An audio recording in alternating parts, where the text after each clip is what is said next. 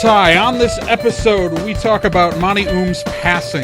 Syfy's casting a new reality series based on the Big Bang Theory. Ghostbusters Remake has an actual cast. Zelda might be getting a live-action Netflix series. XMen might be getting a new TV series on Fox. And I went to Comic Con Purdue, and it was weird.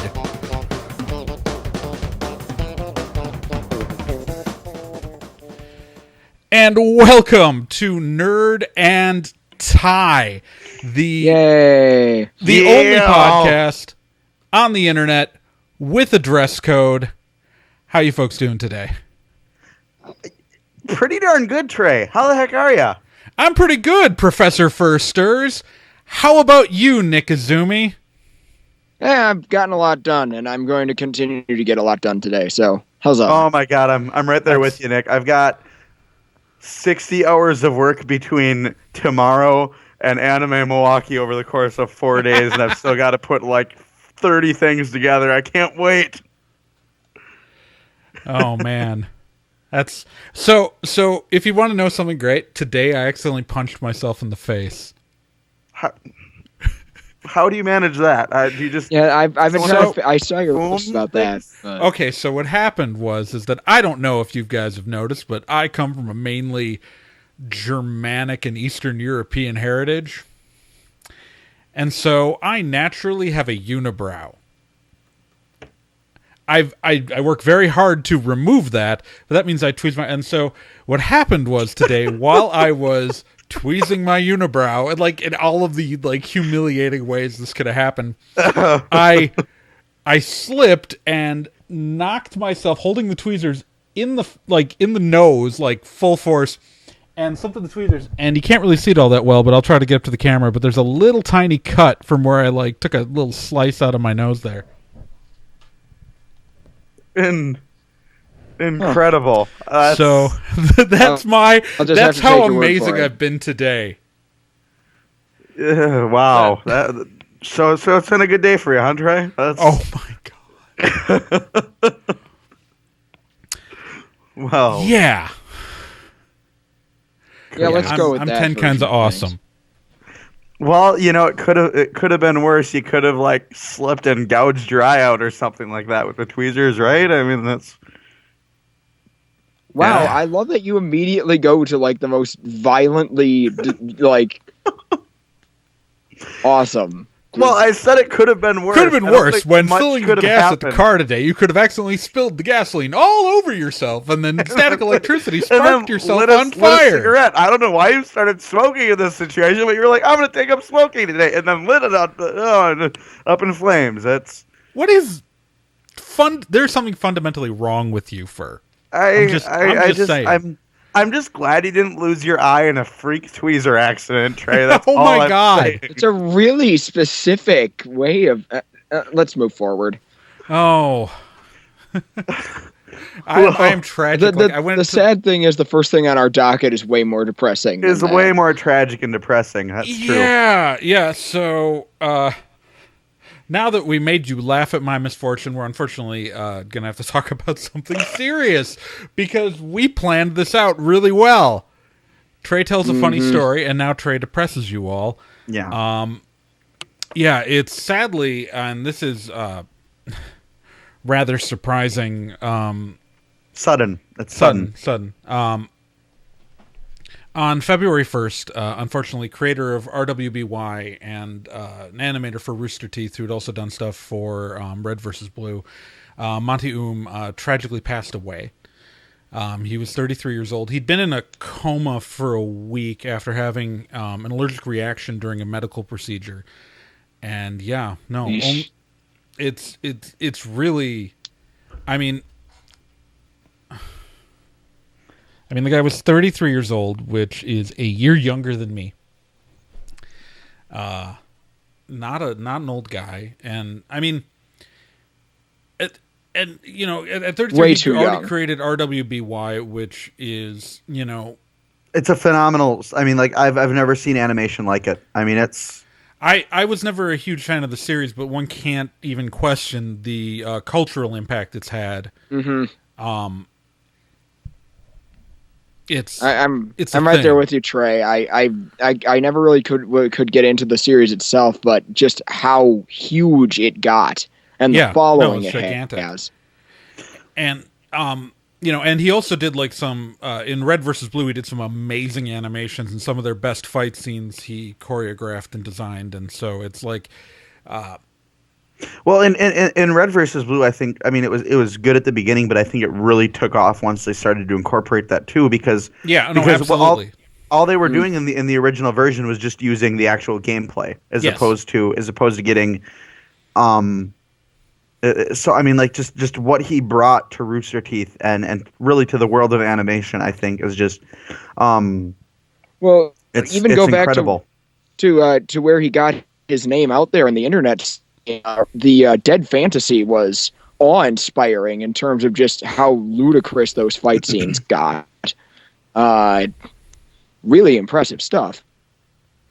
It's something, and I mean, like, and just the fact that like he knew how it was going to affect people too. I mean, I read a story the other day too where he, in an interview, he said that in the characters in RWBY, he gave the characters pockets because he wanted cosplayers to have a place to put their stuff when they were cosplaying as characters. Well, it was the same. It was the same thing that he thought about, like with shoes. He for the character shoes in RWBY, he made sure that they were shoes that you could actually buy, because he knows the pains of trying to make a cosplay costume with shoes that don't exist. That's, ugh. It's not I'm often going through that right now. Yeah, I mean, it's right. No, the same here with the cosplay I'm working on, and I mean, it's not often you get somebody who is that in touch with their fan base and is aware of how things are gonna develop once he makes something. And I mean, and I think that just goes to show that he knew he was talented too. And I mean, and there's nothing wrong with knowing that you're talented and that something you're gonna make is gonna be good. Because for him to say, like, I want people to be able to dress up as these beloved characters, and just how well he created and how he just it blows my mind. Just like 32 years old, 33, but 33, 33, 33. Sorry, 33. It's still way too young. Yeah, way too young. Well, you know what, guys, and I kind of want to echo what Rooster Teeth said about it too. Go out and make something. Create. That's the best way to honor Monty Oum's memory, is create. Doesn't have to be something big and elaborate like an animation. Doesn't have to be the greatest cosplay ever made. Sit down with a piece of paper and write a poem or draw a picture or something. Just add beauty to this world. Creating art and creating anything just adds beauty, and that's what this world needs. Is it needs something that makes it better, and art and creativity make that better. We need to stop losing phenomenal internet content creators around this time of year. This is killing me. Yeah. So. Good golly. Well, I mean, Monty's going to be missed, and rightfully so. Like, another fan, he was. I keep saying it, but he was way too young, and well,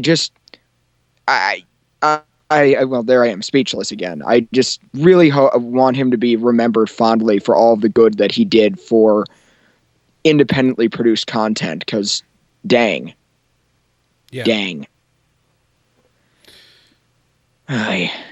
So now that we're all kind of down. We're all down and depressed, but I mean, you're going to be missed, Monty. I mean, it's... Yeah. Godspeed. Well, there is, I guess, sort of a... we could go back into the other news. We've got something that's a little bit more ridiculous, actually. I think we all need something a little goofy. Something ridiculous. This is more than ridiculous, too, which is great, because I feel really bummed out right now. Nick, bring us home. Maybe this will help. So, not long ago, Nerd and Tie, our site, Trae, was contacted by a group called Big Fish Casting, who are spamming out on the internet right now looking for applicants for for a new reality show for the Syfy channel that they're describing as a real-life version of The Big Bang Theory. Bazunga! Blingo! Bizormbo! Sheldern! I just want to point out that we were contacted about this. Yeah, I know. Again, they emailed us. And I've researched this company. They're legitimate. They are real. They are an What else have they done? What? Big Fish Casting. I'm assuming they've done other reality series because this can't. Yeah, no. They've done some stuff for Bravo. They've done some stuff for. Let me pull up their credits. Maybe they heard the show and they thought that we lived together or something. They cast stuff for The Real Housewives of Beverly Hills. Oh, well, The Real how Housewives of Orange County. Trae, why didn't you sign all three of us up for this? I don't know. Sadly, the deadline for... Okay, so they put out this casting call, which, unfortunately, the deadline was the day we're filming this. So, the day we're recording. So, but... Oh my God. Okay, so the best part about this, if you really dig into the casting call, is that one of the things besides the fact that it's full of references to the Big Bang Theory. Bongo! By the way, Bulgaria! Is, if you want to get a show full of real nerds, don't try to, sell it as the Big Bang Theory. That's that's the first misstep you got there. Because the only people who think Big Bang Theory is actual nerds are people who are not actual nerds. The people that I work with, basically. Right. Everybody that I work with. I was about to say, the people I work with, for that matter. Hey, you're just nerd stuff. So you're like the guys from the Big Bang Theory, right? Well, I think Otaku Tonight should have applied and turned themselves into a... But, literally, the casting call, asked, But they were looking for, if you and your friends crack each other up and have fun going to Comic-Con, Star Trek, or Star Wars they start then talking about if you and your friends who are nerds who live together go to conventions. The instant that came in, my brain kind of opened up and said, "Oh, look, Heroes of Cosplay minus the requirement to be in a competitive cosplay contest." To say. Here's a cosplay. This time it doesn't necessarily require talent. You just... So you and your friends could sign up to show up at cons and ruin them for everyone else. Mm-hmm. Fun. Seriously, I've been, some of the people I've talked to who, were at some of the conventions that the Heroes of Cosplay were at, later when talking to, say, participants on the show, all the participants have been, apologizing profusely to people. So that's why again I've never blamed the cast members of Heroes of Cosplay, because they knew not what they were bringing on to us. But oh my God, so literally, I really, really, really wish you see Fur, if you had signed up Otaku Tonight to be on Heroes of Cosplay, I could have used that as a launch mechanism to promote Nerd and Tie without actually having to be on the damn show. There you go. Yeah, I could have used it. Oh well. You should have done it. So we're going to assume that this show is going to get cast and that we're going to see an actual show. Well, Lord knows what it's going to turn out to be. So they've sold it as this casting a real-life Big Bang Theory thing for Syfy, but... that doesn't mean anything. That means that's what they're trying to sell it to participants as. If you look at shows often with some of these competitive reality shows, they've often been sold as other premises. Now, these guys having a history with a Real Housewives things, they want to do the real nerds of whatever county, is really what it sounds like they want to do. And so, Lord knows what's going to happen here. But I love this casting sheet, the one that we got sent. 1 second, guys. The audio for home viewers get to watch me make some sausage right now on the video version because our recording caught out real quick on the audio podcast. Jam it. I appreciate the Robot Chicken Alien reference, Nick. No problem. All right. So I've got to. I'll figure out the edit later. We'll just start recording again. So Nick, you're talking about the casting list. I see. Yeah, the sheet. I absolutely love the sheet because not only does it open with the Big Bang Theory reference, but then it has these like minimalist outlines of high school student Gohan from the end of Dragon Ball and Teen Titans Robin.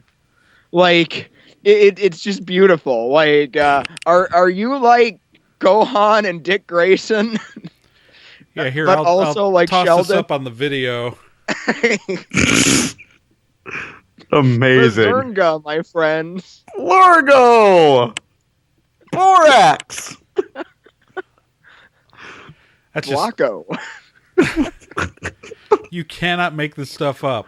Oh my god. Hey. It's just beautiful. It really No, is. that's not go that's from the IT crowd. Was it? Well, Isn't it? not really. Isn't that supposed to be Moss in the IT crowd? That's Gohan's hair, though. Like, exactly. Like, man. Oh, Yeah, weird. Oh, that doesn't really look like Moss at all. maybe you're like, oh, we'll slap some glasses and a tie on, and that'll make him nerdy. Gohan was nerdy. Well, Did you you even know, watch Dragon Ball Z? Nerds have been known to wear ties. Oh no! Now we know why they contacted our show. Probably why they did it. They were like, "Oh, they got nerd in their name. These guys will do it." No, but wouldn't that have been great if we had done it and then like convinced them up to that point that we all lived together, and then everything was done via Skype? No, that means 3 film crews. Well, we'd get Nick on camera finally. That's true. Nick would be on camera. Yeah, and they then would Baron Martin would know what I look like, and I'd be in real trouble. But we show your photo, You're Nick. right there. They Nick. all know what you look like. In fact, that I put you up not only in photo, but here we'll cycle through your lower thirds. We got you in your Constantine cosplay. We got let's see here. We got excited Nick. We've got really you send in you the one of him- crossplay, so Theron Martin knows what you look like in a dress.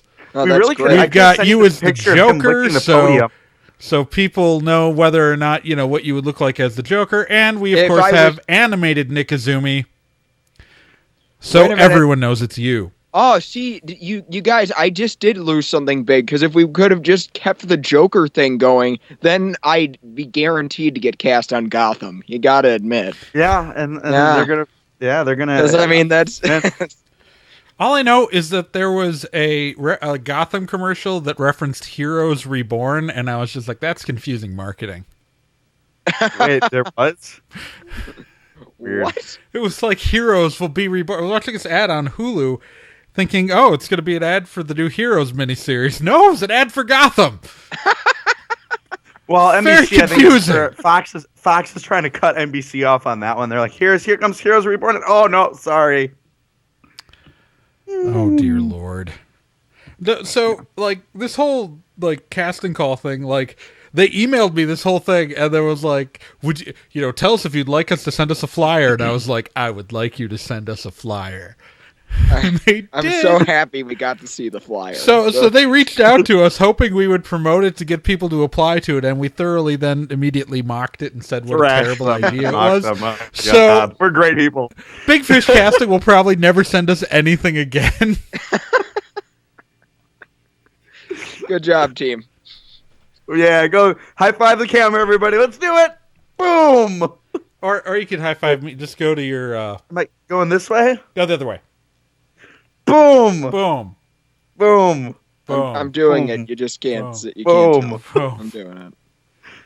Oh dear Lord. I'm totally doing it. My Yeah. God. Wow.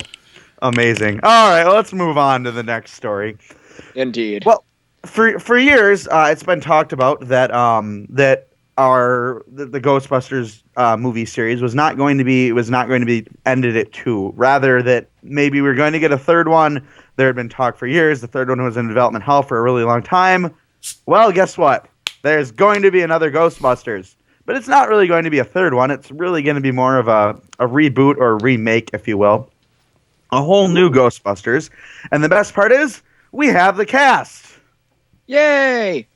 It was just announced that Bridesmaid director Paul Feig, the director of Bridesmaid, is going to be rebooting the Ghostbusters series, and the 4 actresses, that's right, actresses, who will be playing the Ghostbusters are as follows: Kristen Wiig, Melissa McCarthy, Kate McKinnon, and Leslie Jones. We also have a release date.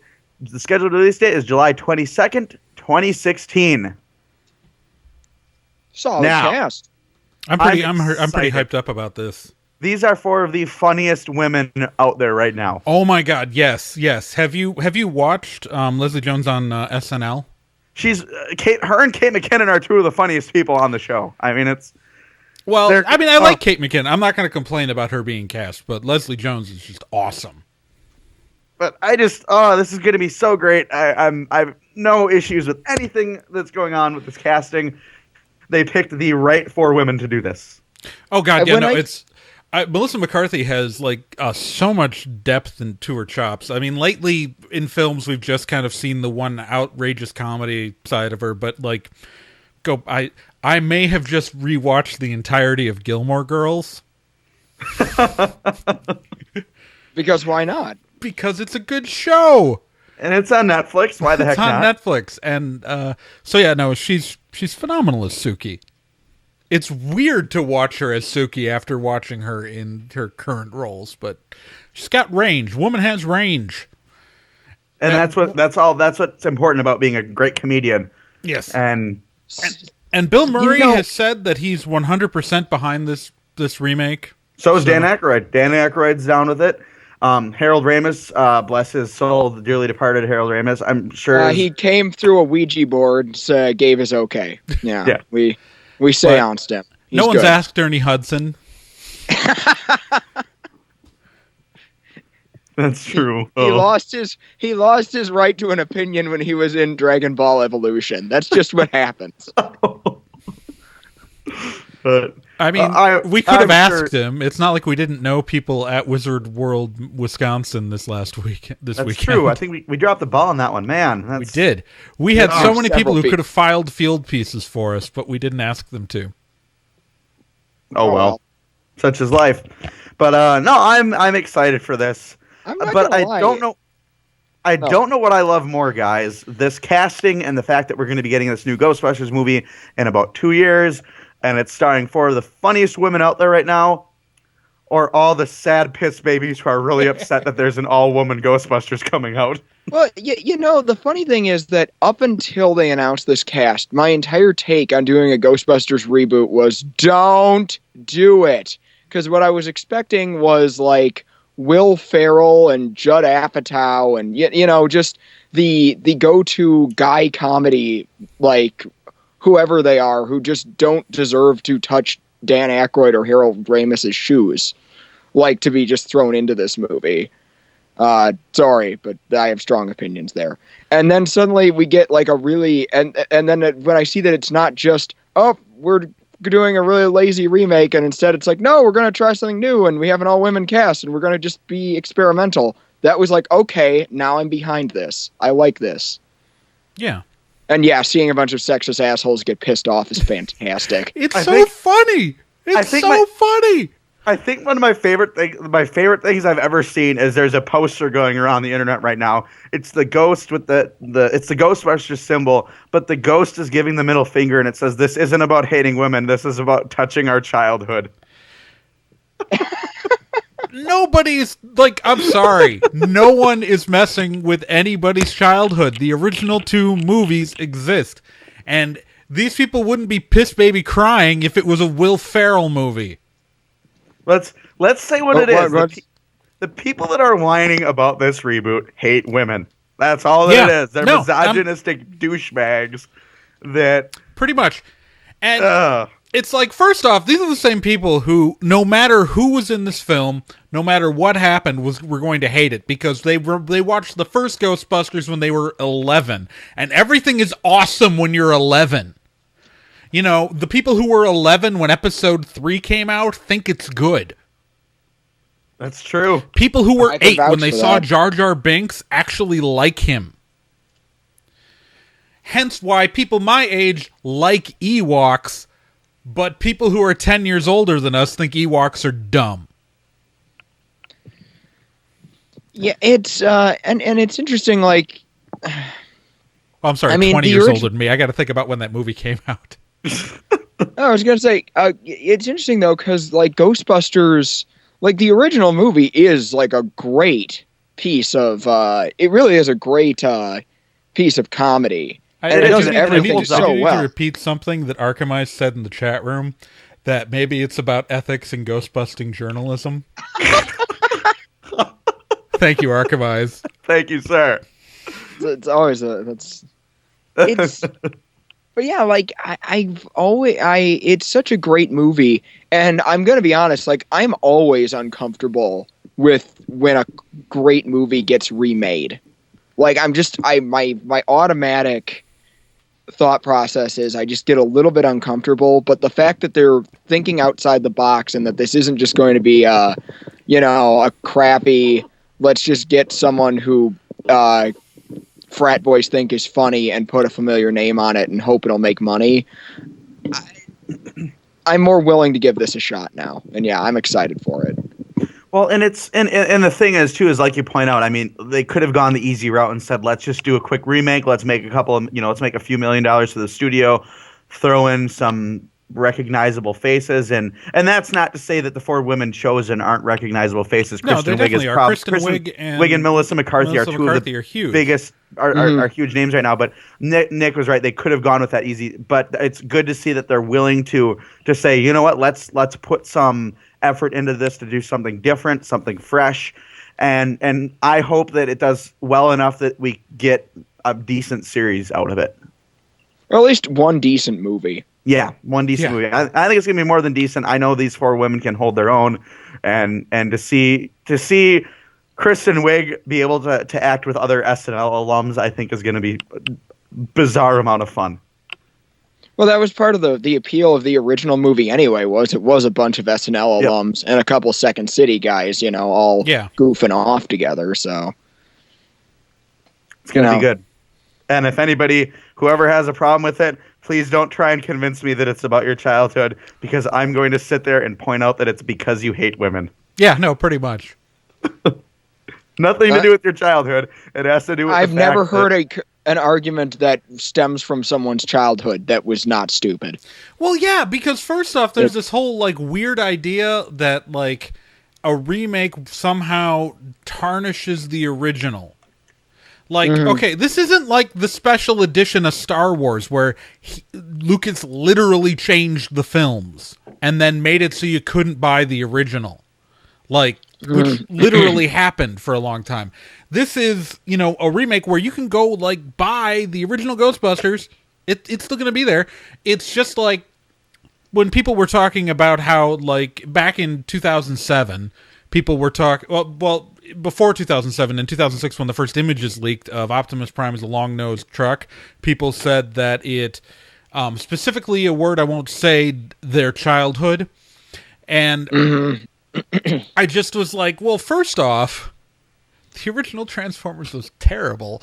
And I say this as a person who watched it as a, 4-year-old. Like, the original Transformers, but, they were like, but that's still there.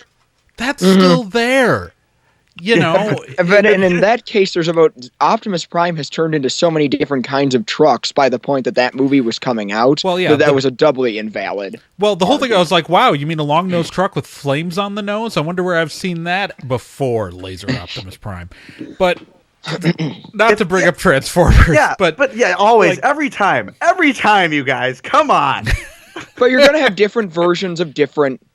But the thing is, you're always going to have different versions of different characters. I mean, if it's going to be like a retelling, that's going to happen. And yeah, I think it's also important to amend that if a movie doesn't turn out good, you can still consider that to be a crappy version of a character you like. And still, like, I hate Michael Bay Optimus Prime because he's a psychotic murderer. But that doesn't take away the fact that I still enjoy the franchise. That doesn't take away the fact that RoboCop is still a great 80s movie, And like, just because there was a crappy remake this last year doesn't mean it's not a great 80s movie anymore. Do any of us know if it was crappy? Did any of us see it? I wasn't able to finish it. I refuse to watch it because I love the original RoboCop so much, so I never saw it, so I can't actually tell you that it was crappy. Well, and really, Fur didn't see it because Fur doesn't do good things. It wasn't worth for finishing, America. And what it really comes down to is that no one is going to force you to go and see this remake of a movie. Yeah, you're going to be able to see the original. That's the thing. And who knows? I thought the RoboCop remake looked stupid, so you know what I did? You didn't see it? I stayed home, and I watched the original one, and I was happy. Transformers 4, I still haven't seen any of it. Yeah, you don't have to go see the remake. If you think it's a terrible idea, stay home and don't post your misogynist douchebaggery to the internet in this case. And who knows? Maybe if you got out of your house and pulled yourself away from whatever the men's rights forum on Reddit and decided to go and see. I was on Red Pill today and go and see a movie starring 4 incredibly funny women. Your eyes might get open to a completely new paradigm, and you might become a more enjoyable, decent human being. But according to Fox News, thanks to films like Frozen, there aren't any movies that show heroic men. Shut up! No! No! There are no heroic men, we say, in a year where there will be the second installment of a team superhero movie that is going to have all of 2 women on the team and still no one who isn't white. And still no one who isn't white. Audio listeners, I really hope you consider watching the video for what just happened. What just happened? Okay, Nick can't see Fur. Guys, I really can't see anything. It doesn't... And now first Frozen. I'm okay. There we go. We can see you again, Fur. All right. Anyway, so the cast looks good, and the internet's full of shitheads. The Ghostbusters reboot, starring Kristen Wiig, Melissa McCarthy, Leslie Jones, and Kate McKinnon, is set to be released on July 22nd, 2016. We will inform you all of plot details once they become available to us. All right. Nick, take it away. All right.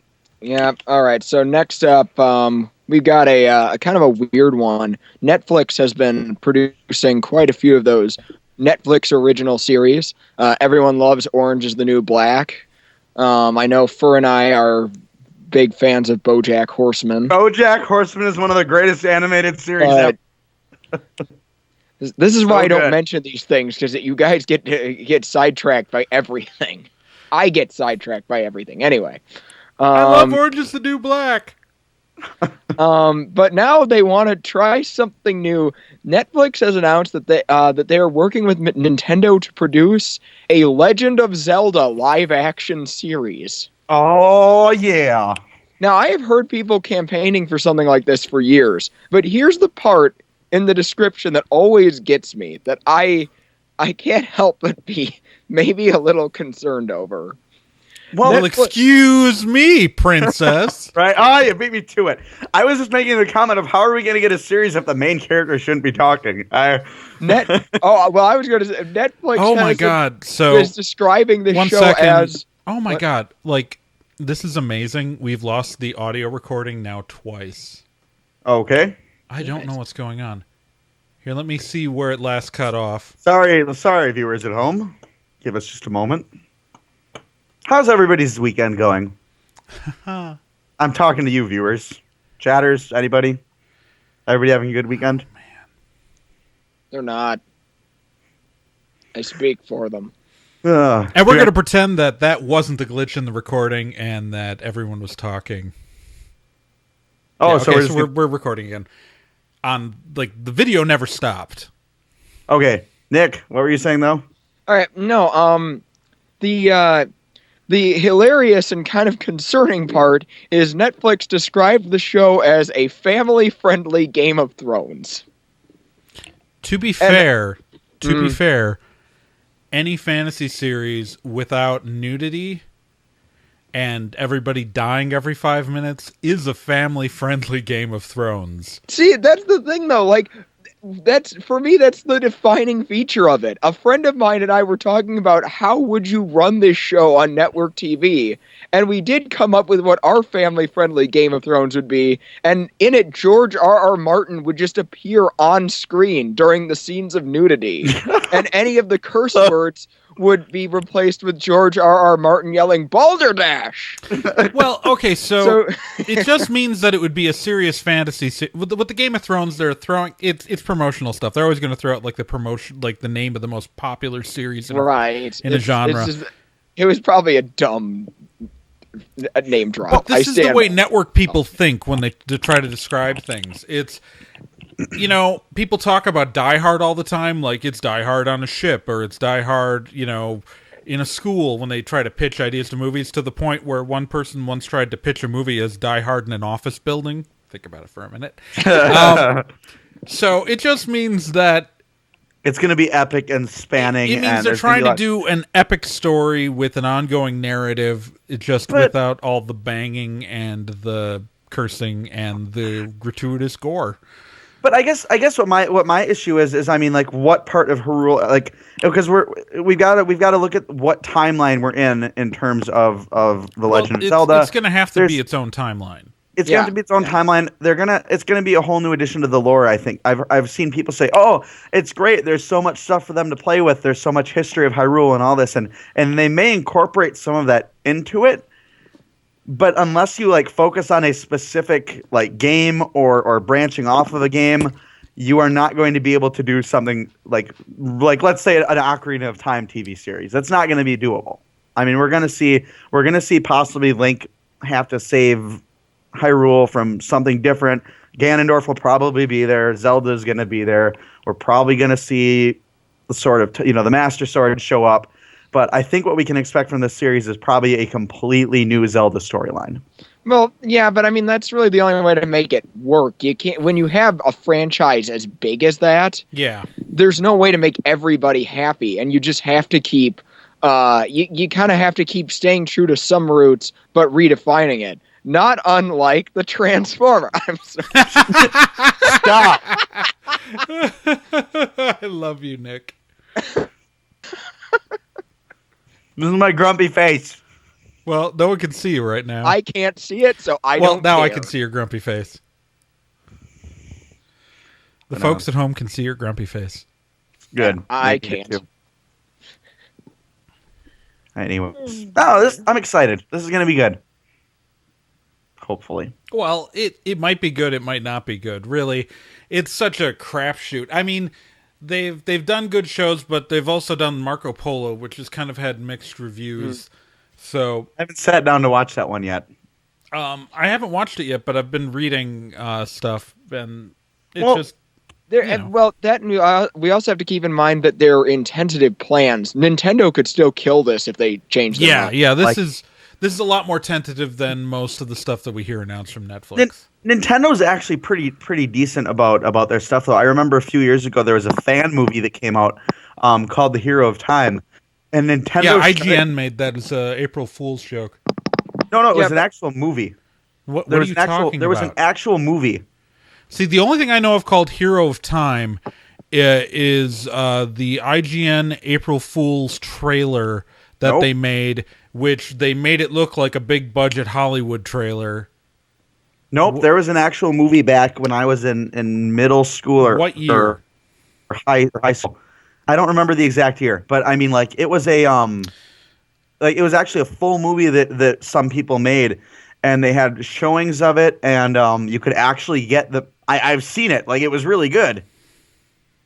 Like, you could actually get the movie on certain sites. 2009. It was phenomenal. I loved it. I saw that thing about. I sat down and watched it 2 or 3 times. The screenshots look kind of terrible. The thing is, though, also Nintendo's really stingy about adaptations of any of their series. I mean, Think about it. What they'll let fans do is very different about what they'll let be slapped out as an official product. Mm-hmm. I mean, this isn't you know, we're no longer in the years where like the Super Mario Brothers Super Show happened. You know, we've moved pretty far beyond that. And that was the last time they really let something like that even happen. Like, really, think about it. Well, Captain N lasted longer than that, and that's true. Yeah, because I remember the Zelda cartoon from that would air during the Super Mario Brothers Super Show on Fridays. Terrible. Those versions of Link and Zelda showed up on Captain N, although Link was for some reason super beefy when they got to Captain N, but it was the same voice actor setting continuity as the earlier cartoon. No, I'm not kidding. Like, Link went from being this skinny guy to like a football player between the two series. It was hilarious. Well, he needed to match up to Matt Hill somehow. I mean, that dude's a Ninja Turtle, man. For those of you who don't know, Captain N was voiced by Matt Hill, who played 2 different Ninja Turtles, actually. And so, yes. Also, he's the sweetest human being on the face of the earth. He's a great guy. He's no Tiffany Grant. Okay, he's not Tiffany Grant, but he is a really, really amazing, really nice person. Just mind-bogglingly nice. Yeah, but I'll be interested to see how this turns out. I think it's going to be good. I don't know. Yet. I'm hopeful. I'm the optimist of our group, right? Like I can look at anything and say it's probably going to be all right. It'll be watchable. No, you say it will definitely be all right, no matter what the situation. We're generally a pretty optimistic crew here on Nerd and Tie. The majority of the internet spends its time ripping apart about how terrible things are. But Nick's the most negative guy on the show here, and he's generally one of the more positive reviewers you'll find out there. Think about that for a second. Well,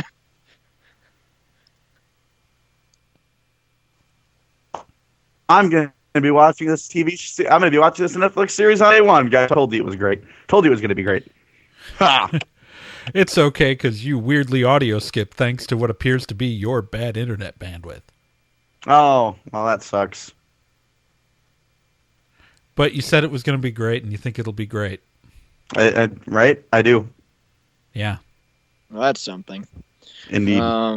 So speaking of TV series, Fur. Yeah. So this is interesting. Of course, right now, Gotham is coming back to Fox on its after its mid-season break. Shut up, Nick. And right now, superhero TV shows seem to be all thing. And I mentioned Gotham on Fox because, well, from the looks of it, next fall might have another superhero type TV series on Fox. Talks are underway right now for a small screen version of the XMen. Yes, that's right. The XMen may be coming to not that X-Men, mind you. No, a live action X-Men. Oh, like that like Generation X TV movie. Or Mutant X with Victoria Pratt. Oh, come on. Mutant X at least did and that guy who's on Continuum now. One TV movie that was Generation X. Did any of you guys watch the Fox TV movie Generation X when it aired? Okay, of course I watched it. Because I did. I definitely did. I watched it when it aired. 6. It was I had a thing for Jubilee. I did not, but again, I was 6. So I was like, I was a teenager, so it was not weird then. It's weird now. It's super weird now, but it wasn't weird then. But man, that movie was so bad. It really was. But no, we don't really know what this series is going to discuss yet, or what it's going to follow. We're probably not going to see any like major mutants show up in it, like Wolverine or anybody like that. Morph will show up, but then he'll get killed, and then later he'll bring about the only Deadpool cameo in the entire series. Oh, but no. So we'll see. It's not really been approved yet. We don't know what's going to happen yet. But right now, Star Trek 3 writers, helper writers, Patrick McKay and J.D. Payne, are set up to be the writers, and Evan Katzan and Manny Cotto, have been lined up to produce the series. So, well, to be fair, it's not the worst idea because you've got such a huge roster of characters you can pull in for the X-Men that honestly they could do an equivalent to, how, Marvel's done Agents of S.H.I.E.L.D. and things like that, where they can just pull off like a subsection of mutants and, or do something like X Factor or X Force. I don't know what teams the license Fox has coverage for the X-Men universe, because if they could do like a different X team that's canonically existing in the comics and set it in the X-Men movie universe, they don't need a lot of crossover while still building on that stuff. Well, it's like what we were saying during the Days of Future Past video a while back. It's the X-Men are ideal for having the rights to, because you can still build a cinematic and TV universe just with X-Men characters, because there's too many X-Men characters. Yeah. Yeah, there really are just too many X-Men characters. There's... You can buy, there's a Marvel encyclopedia, but you can buy just X-Men encyclopedias. And it still doesn't scratch the surface of just how many characters and how complicated their comics are. You could easily make a series just of the X-Men and ignore everything else in Marvel. Yeah. So I think this could work. I really do. It'd be a pretty good way for Fox to hang on to the license, too. Yeah. Yeah, from a cynical side, it is very true. Let's say, we've all agreed that it'd be almost impossible for the X-Men to fit into to the Marvel, or to the universe, cinematic universe, at least that Marvel's built right now. Something interesting is, I don't know if you... barely work in the comics. I mentioned Mutant X earlier.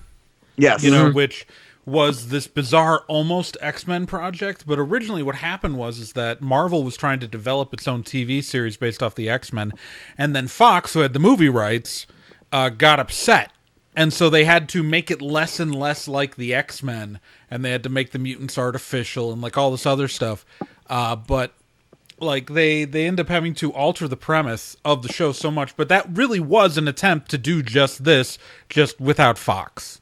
Mm-hmm. And so, although the guy who voiced Professor X in the X-Men cartoon made a cameo as a small role in the first episode of Mutant X, because I watched all of Mutant X. Congratulations, Trae. Because I watched all of Briscoe County Jr. That show was so kind of okay, but Bruce Campbell was excellent. I don't know how to explain it. Incroyable. It was, it like Jack of All Trades is a show I watched for a I single love reason. Jack of All Trades. Just do not diss Jack of All Trades. That's all I ask. The revolution had been won, and Uncle Sam's favorite son had a job he needed done. Was sent Jack to a lady, both beautiful and smart, who found What's happening? a scoundrel with a heart. With a heart. That and Cleopatra 2525. Sailed across the bloody world to defend democracy. Which of course, Jack of All Trades is paired with Cleopatra 2525 as the action pack, and Cleopatra 2525 starred three people, one of whom we all know is Zoe from Firefly, but another one was Victoria Pratt of Mutant X. So it all went back to what we were talking about. It all connects, man. My knowledge of 90s and 2000s syndicated TV shows. I was like, crappy syndicated TV shows is immense. I'm amazed. I don't know why the three of us don't partake in like massive trivia contests across the country. I have we really should. Because we'd be good in like one category. No, because I've got the sports stuff covered. That's true. I know government history and political systems and all that because I've got my degree in political science. And Nick knows history also. Mm-hmm. And Captain America and nothing else. That's not true. That's not true. He knows Gundam. And Macross. Oh. And Macrossy Gundam. Zeta Gundam was the best series of the entire franchise. So, take that. And all the Gundam fans in the audience understood that joke. And I'm Oh, jeez. Both of them. both of them. There actually are two. I know for certain that there are two. It's actually, that's, you know, They're probably folks, can I lighting up the chat recommend right now. that if you listen to the show, you should definitely consider tuning in live when we do this every other Sunday at 7:30 p.m. Eastern, 6:30 p.m. Central. Arkhami's just wooed. Because we actually do pay attention to the chat room during the show. We don't always respond in the chat room. So but did Random. I've got it like right off over here, and yeah, no, it's a hoot. It's good times. Good times. Well, Speaking of good times, Trae. speaking of good times, so Hobisky. so a week ago I went to a convention, which was the weirdest experience I've had without it being awful. I went to Comic-Con Purdue, or Purdue Comic-Con, depending on which sign you're reading. It was January 31st at the Purdue Memorial Union. For the video viewers, I will throw up some imagery because I can.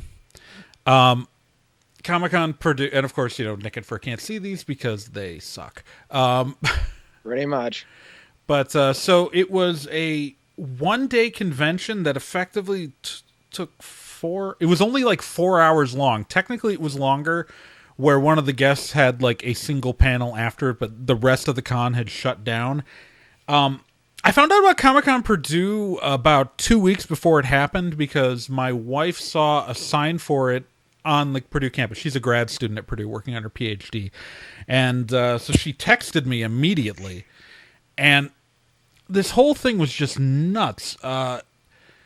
So I tried to contact them about a table because I'm a whore, but apparently they weren't accepting outside tables. I did find out why, but so you get there and there's no vendor room. It's large. Most of the stuff is in a single ballroom that had a bunch of seating in the center, and as you walk in, there's seating in the center. Let me see if I can pause the slideshow here.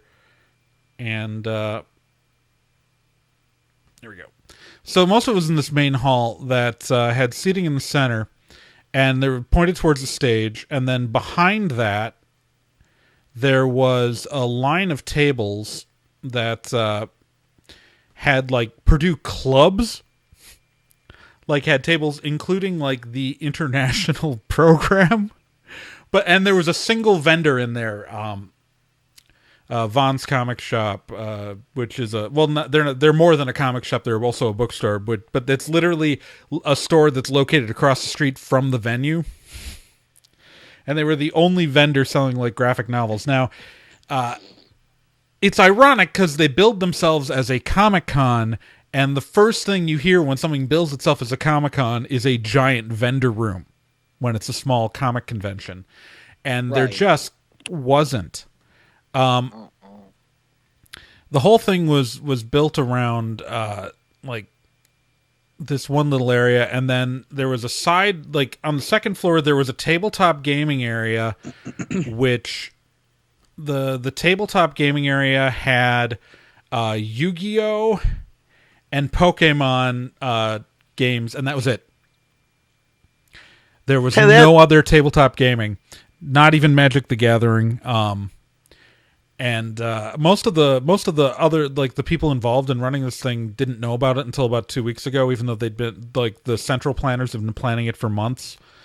I did get a chance to talk to some of the people in charge, and it turns out the reason why they only announced like 2 weeks ahead of time was because they okay, so it was put on by Purdue Student Union Board, and their advisor, who is used to like organizing like talks and things like that, told them that they shouldn't announce until they had all the contracts signed for their guests, who was Mike Reese, producer of The Simpsons, and comic writer Dirk Manning. And they decided not to announce until after they had signed the contract, instead of, say, once they had the venue locked down, like any other convention. You don't need a venue, Trae. There were no panels. There were no panels. There was, besides a single talk from Dirk Manning and a single talk from Mike Rice, and that was it. There was a cosplay contest, which I loosely describe as a cosplay contest, because it was the final winners. Although the judges narrowed down the field, the final winner was decided by audience clapping. Oh, of course. That seems like a good idea. Because that's a normal thing. Like, that's... Okay, so it's not uncommon at, like, a comic convention to do that, but when you call it a cosplay con, you kind of bring to the idea that you're taking it a little more seriously, at least where I come from. And so, like, I understood with a 4-hour con that, you know, prejudging wasn't going to happen, but it's just, oh my god. And, like, there was, like, practically nothing on the schedule. And it's... it was a free event, so, I mean, it's not a huge, deal, but most of the complaints I heard from people walking down the hall is that they just really wanted more to do. And, yeah. Well, does it sound like there's going to be another one next year at least? There might be. Oh, well, hopefully they'll fix a lot of the issues that seem to be affecting it. Yeah, I'm hoping they do. Because, okay, so the people running it sound really nice. They just were really inexperienced. And so, like, I mean, I wrote a really, really in-depth review on the website. It's about 1,300 words. That's how long. So you can find that on nerdandtie.com. But it was so weird.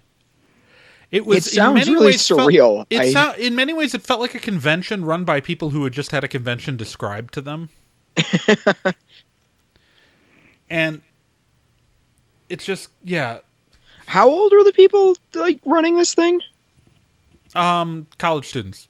Okay. Add that to my list of... Well, sorry, it's so weird because I'm still coming off of the feels from EverCon a couple weeks ago, and that was... EverCon, though, to compare it, though, EverCon has been going for quite some time. That's true. They're decade. At year 15. Yeah. And they were continued after WestCon shut down a similar convention run at Wausau West High School in that same area. So, like, they had a tradition of examples in front of them. Indiana's a super weird place. Indiana's a super weird place where there are no regional cons. And so that's why I think this Indiana Comic-Con, or Purdue Comic-Con, sorry, Indiana Comic-Con is the whole thing. Purdue Comic-Con or ComicCon Purdue, like, I believe it was a missed opportunity. I think there's a lot of potential for an event, especially in that space. In Lafayette, the Purdue Memorial Union is really the only good convention space, and it does have an attached hotel, so it's not like you couldn't run a nice multi-day convention there. But there was no ambition. They tried to run a 4-hour con. There are outliers at the border with, like, a Katsucon and RamenCon, like, which are really, around the edge. But in most of Indiana, there are no regional events that are, like, larger than 1,000. You have the Anime Crossroads kind of gets close to, but it's like no brand con size, but it's the Anime Con in Indianapolis, which is weird. But the majority of stuff you see happening here right now are people trying to either do micro events or gigantic events. Like there's a whole thing happening in Indiana right now where next weekend is Indianapolis Comic-Con, which you would not be insane if you thought that was the follow-up to last year's Indiana Comic-Con, which was the same kind of event in the same space. But Indiana Comic-Con isn't until next month. Indianapolis Comic-Con is this month, and because the way February and March always work out, they are exactly 4 weeks apart. So their dates are the same, just in different months. It's like Indiana had in the last year Indiana Comic-Con, Indy PopCon, and AwesomeCon Indianapolis, which was a massive failure, but they were trying to run a giant event still. All of these things are trying to run these huge mega events, and no one's trying to run the medium-sized regional event which can hold together a con scene. I think a con scene can't survive without events like, say, a Geek Con or a Daisho Con or a No Brand Con. Those sorts of events are important to bring together a cohesive network then into your big cons, and those aren't happening here. And yeah, every time you describe it, it sounds like this weird alternate universe. Like it's like Wisconsin in 1998. It's really, really insane. I feel very passionate about conventions and about all this stuff. So I apologize if I get a little overly excited when I talk about this stuff. But, it's very frustrating because I know someone could take an event and run it in Lafayette here or West Lafayette when it comes to Purdue. We're one city, really. But run an awesome event at that Purdue Memorial Union. I know the student organizations could band together and build something great for very little budget. And I know they could do this, but it's not like I can walk down there and tell them what to do, because I'd be the creepy guy in his 30s walking onto a college campus, like yelling at, 19-year-olds, and that would be weird. But they have Only an if you opportunity. make it weird. They have an opportunity, and I just wish someone would take it.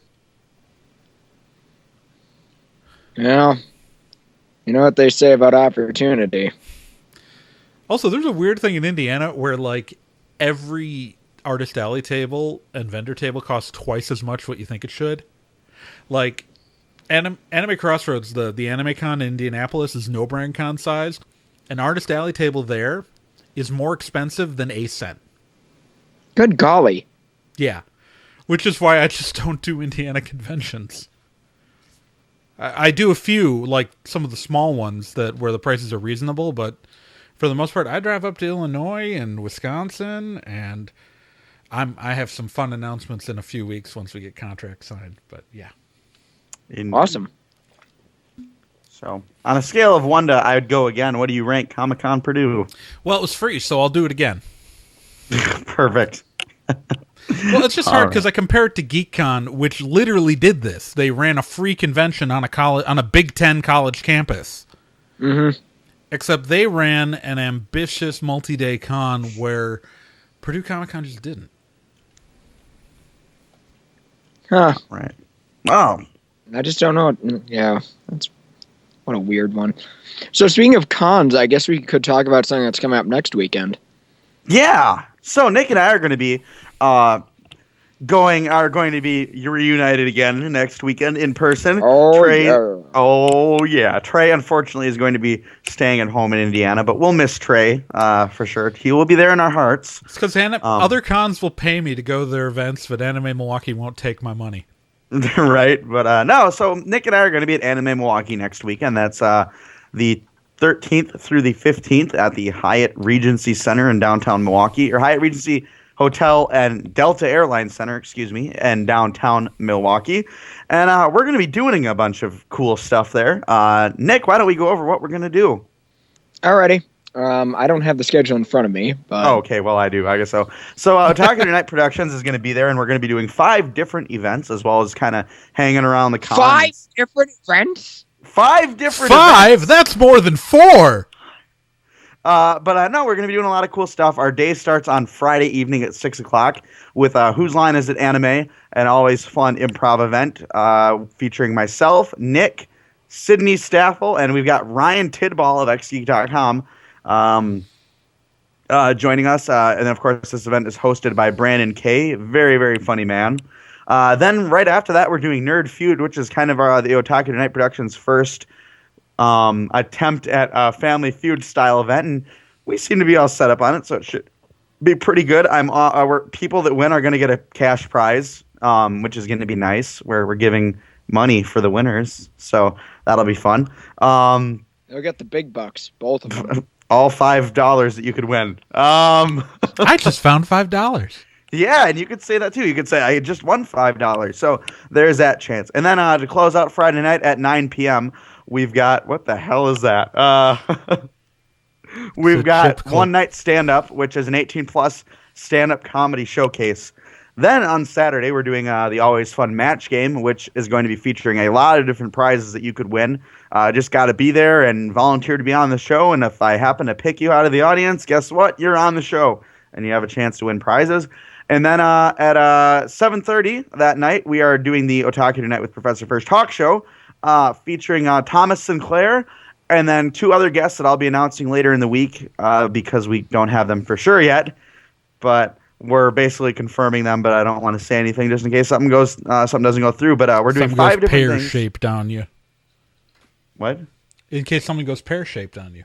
Exactly. So, but no, it's going to be a good time. Nick and I will be there. Come say hi to us. We don't bite. Ask us to hang out with you. It'll be good times. Mm-hmm. Don't ask me to hang out with you. Depending Nick, on who you are, you don't. Really. It just gets weird. It'll be a good time. Last time someone asked me to hang out with them, I got both of my legs broken and my kidney stolen. So no, we're not doing that again. Nick, I told you I'm sorry. And I offered to split the kidney money with you, but you weren't. You were like, I'd rather have my kidney back. And I'm like, well, too bad because I got $5,000 here. Do you want half of it or not? I missed my kidney.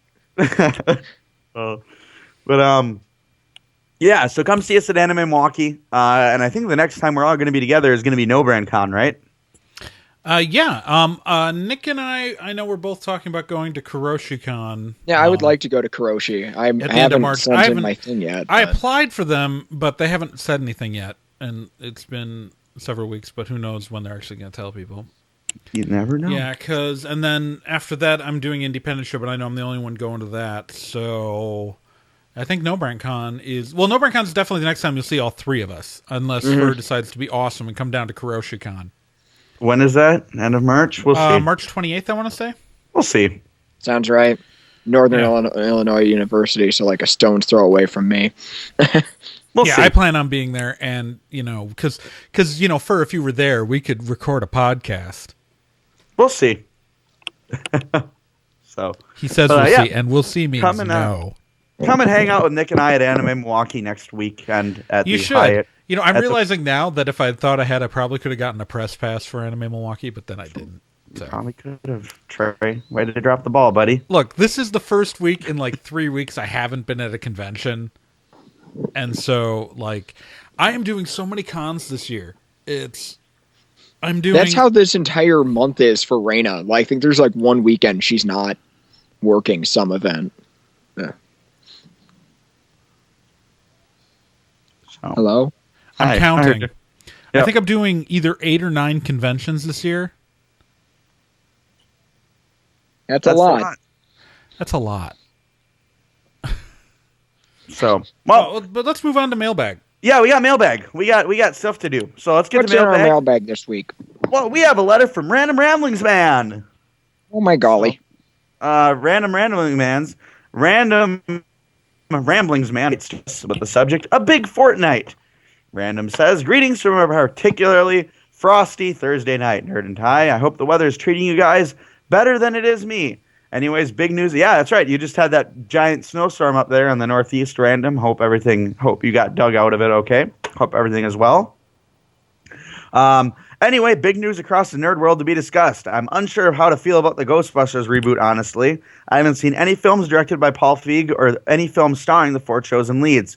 I haven't seen any films, but as long as the reboot tries to do its own thing while honoring the original trilogy, the 2 films and the 2009 video game, I have no real issue with the reboot going forward and hopefully being a success. Do yourself a favor and check out stuff starring those 4. It's quite funny. They're all incredibly funny individuals, especially Kristen Wiig, McKinnon, and Nelson's wow, I'm mind blanking there. Saturday night, or Leslie Jones. I'm sorry, Leslie Jones. Saturday You're awful. Night stuff. I mind blanked so hard there. Wow. Forgive me for that. On the Marvel news, the Fantastic Four trailer holds a lot of promise and has some great talent in front of the screen, so I'm looking forward to it. Yeah, the trailer was all right. It was a trailer, that's for sure. The Fantastic Four trailer, no, I'm having a struggle. I'm on the struggle bus for this. Are you having a stroke, Fur? Okay. Fur, are you having a stroke? The teaser for Daredevil looks positively gritty and more down to earth than previous Marvel Cinematic Universe entries, and that's got me excited. And the new additions of the cast of AKA Jessica Jones fills me with confidence, especially David Tennant as the Purple Man. Also, courtesy of an IGN article about a prequel comic to Avengers Age of Ultron, we now know that Quicksilver and Scarlet Witch's powers came from exposure to Loki's scepter, and hints at them being Inhumans in the MCU. Finally, talking about the live-action Robotech movie, which is apparently happening. Having just watched the first Macross series last year, I'd probably feel less ambiguous if it was a live-action Macross film being made. But for now, I'll firmly believe in a Robotech movie happening when it actually starts shooting, and even then I won't believe in it until it gets a release date, and even then I won't believe in it until the first 30 seconds starts screening. Yeah, because, they've announced that they've had several writers on this thing, and all of them just mysteriously leave. Like, early on, they're like, yeah, we got the guy who wrote Empire Strikes Back and Silverado up in here. Yeah, he's for real. Then that nothing came of that. All I'm saying is the only reason why I might want a live-action Robotech movie to happen is that I might want to finally be able to buy a Valkyrie toy not named Jetfire. Valkyrie toys that don't cost $160 are wonderful. But then you get the other thing is that there's no real guarantee we'd even get Valkyries proper, because there's still the whole licensing issue with Big West.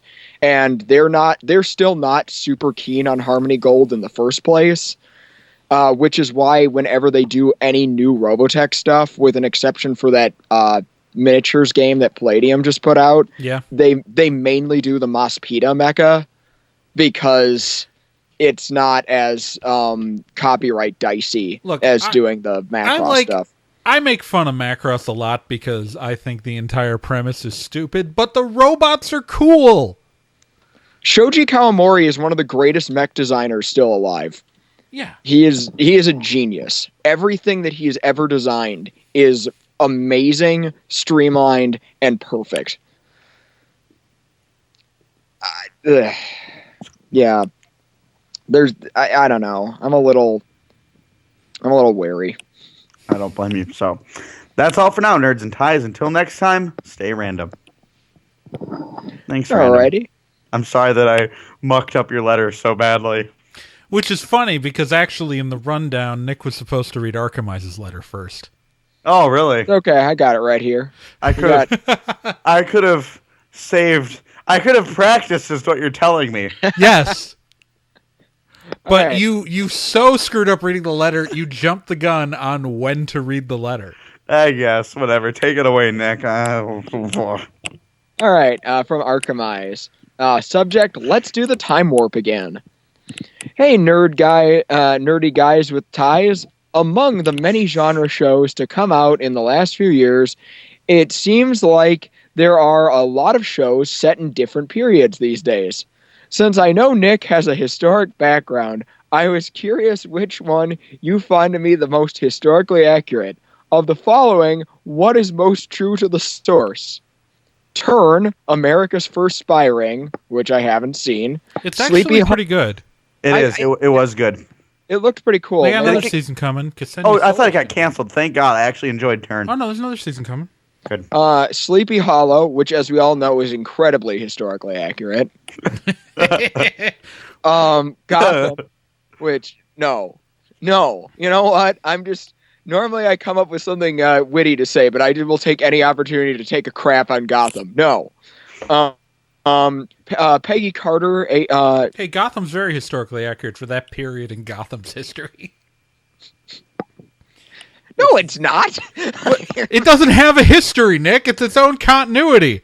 Technically, that's present day in that show.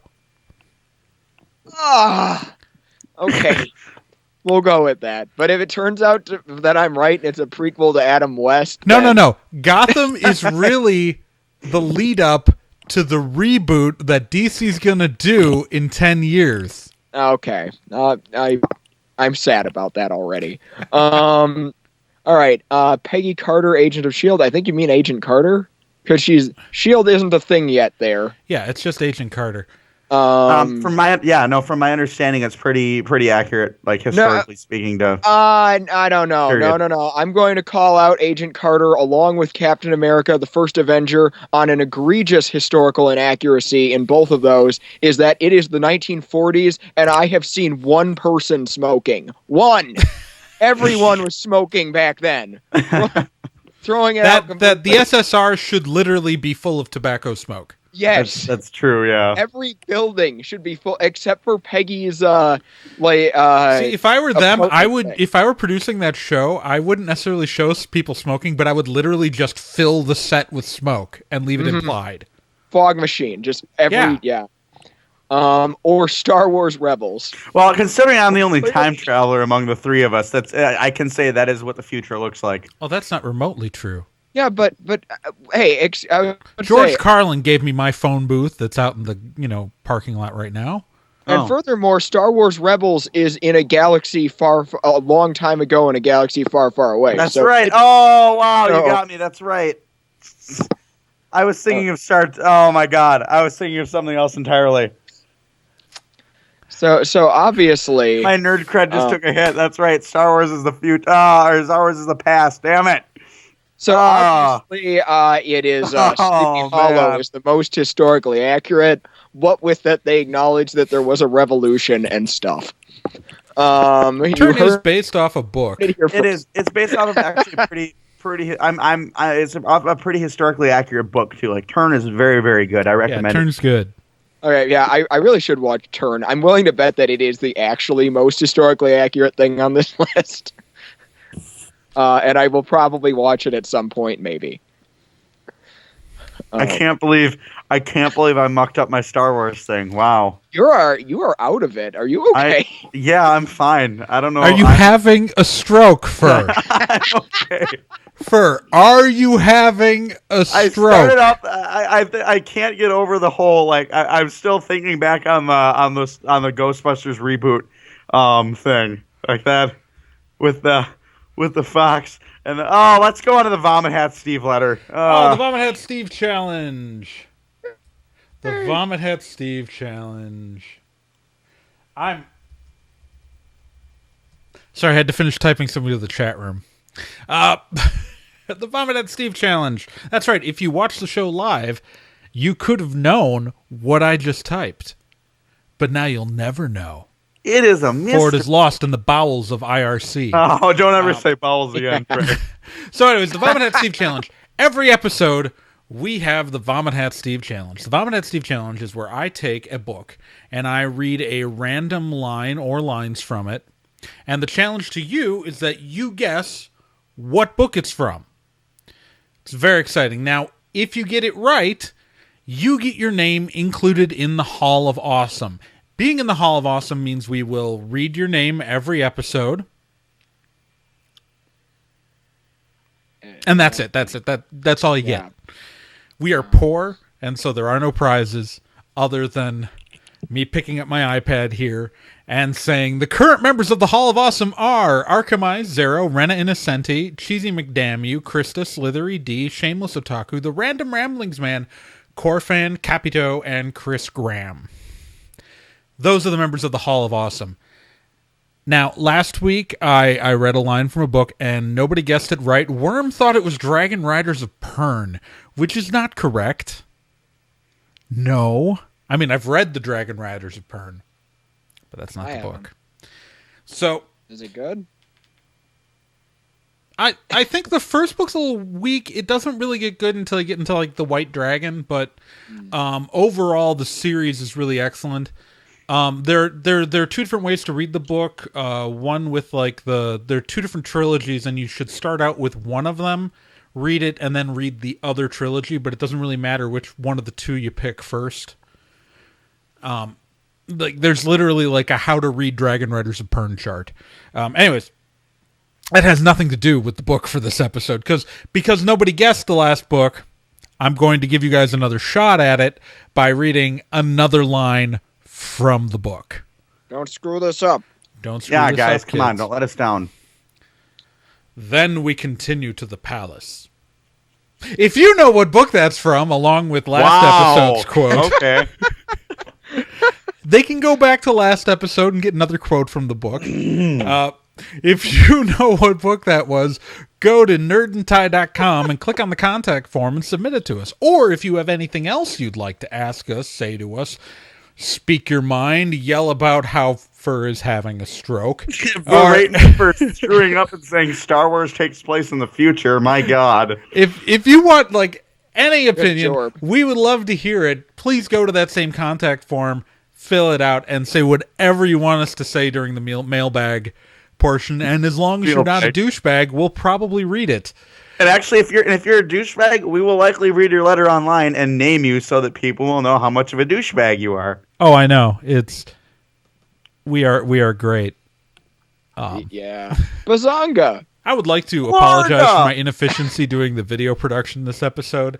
Some of you may have noticed like a random box appear down there for a person who doesn't exist because I clicked on the wrong template.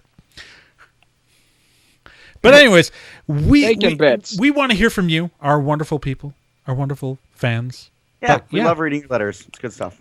That I think, though, brings us to the end of our broadcast. It does. For the evening. Boys and girls and those choosing not to identify. So, I am and have always been Trae Dorn. I was and most likely will not be in the future, Professor Fur. And I will be Nick Izumi, but I'm currently Orion Pax. Fur doesn't get that joke. And remember to please subscribe to us on iTunes, subscribe to us on Stitcher, and you can listen to us on Stitcher using the Stitcher app. It's very neat on both iOS and Android. Please rate and review us in any of these stores, and thanks for joining us, man. Have a wonderful night, everybody. Keep on spocking in the free world. Indeed.